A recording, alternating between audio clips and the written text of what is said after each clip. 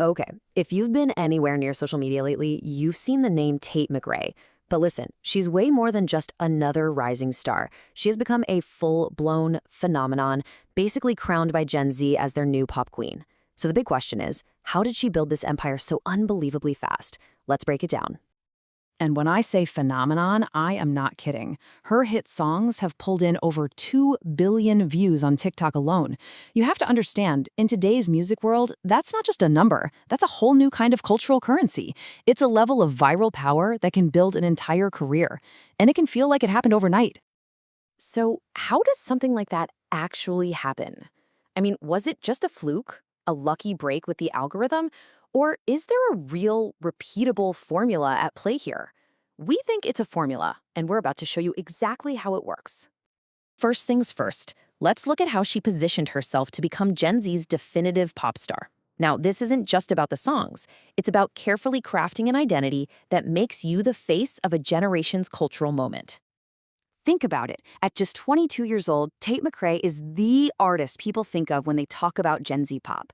Her rise has been so clear-cut that major outlets are all taking notice, which solidifies her status not just as a musician, but as a true generational icon. But really, to get her rise, you have to get the engine that powered the whole thing. And for Tate McRae, that engine was, without a single doubt, her absolute dominance on TikTok.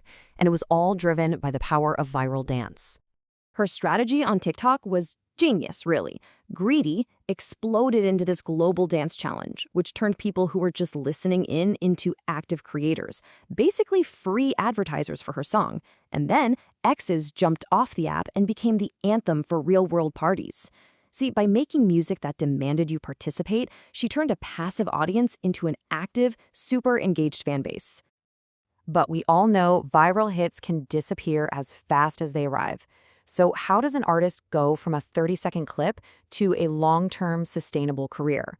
Well, this next part, this is the real secret to her success, and it goes so much deeper than just a boost from an algorithm. It really all comes down to a simple but really powerful philosophy that she shared with her fans.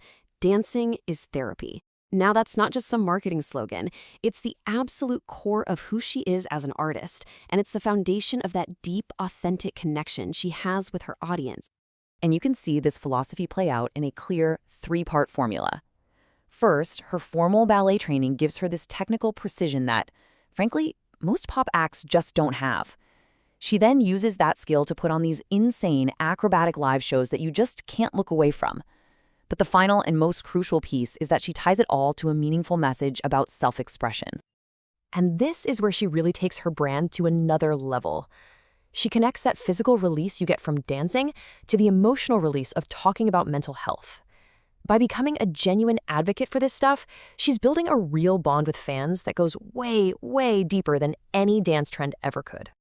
And this is not just for show. We're talking real-world impact. She has raised over $1 million for mental health initiatives.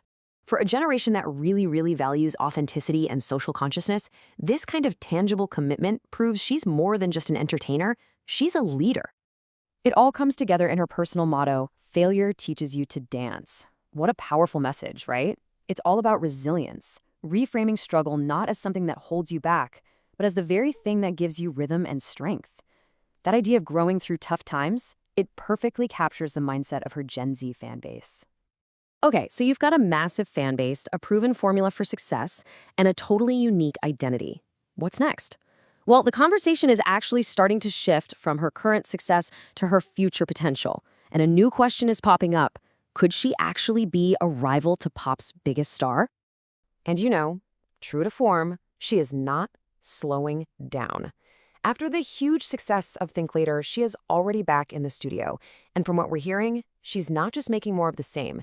She is engineering a whole new sound. You can see her evolution right here. She's moving from that straightforward pop of her last album to a much more complex mix of R&B and electronic music. And thematically, she's going deeper too, from general pop ideas to this really specific, evocative concept of the dance of broken hearts. This is a seriously strategic move toward more artistic depth and maturity. Now, she isn't making this pivot all on her own. Her strategy involves some really key collaborations with other massive social media icons, and the biggest one is Noah Beck. This isn't just a guest feature. It's a super calculated move to merge two gigantic fan bases and create a cultural moment that's bigger than either of their platforms alone. And make no mistake, this isn't just a rumor. It's being set up to be a major pop culture event. A greedy remix with Noah Beck is already being primed to be the potential first viral hit of 2026. It's a move designed to kickstart her next era with massive, undeniable momentum. So all of this brings us back to that really bold comparison. With her unique formula for success, her evolving sound, and this masterful grasp of modern fame, the question is no longer if she will be a major star, but just how big she can get. Could Tate McRae actually be the one to challenge Taylor Swift's throne? For the very first time, it's a question being taken seriously.